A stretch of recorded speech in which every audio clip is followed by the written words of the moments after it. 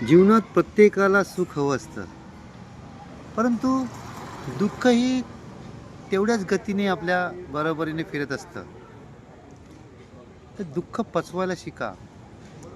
जीवनात बरेच वेळा खूप निराशा येते, अशक्य वाटतं, जीवन समाप्त करावं असं वाटतं.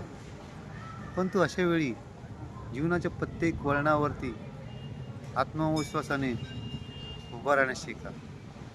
मरगळ झटकून देण्यास शिका. अशा वेळी आपल्याला आत्मविश्वास वाढवणारे आपले मित्र असतात, आपलं कुटुंब असतं, ज्यांना आपण आपले प्रॉब्लेम सांगा. ते बाहेर उभं राहण्यास मदत करतील. कठीण काळात तुम्ही शांतपणे निश्चयाने त्या दुःखाकडे बघा. बरे वाईट त्यातून काय होऊ शकतं, सकारात्मक विचार करायला शिका. प्रत्येक वळणावरून बाहेर पडणारा माणूसच हे सगळं शक्य करू शकतं. आत्मविश्वास ठेवा.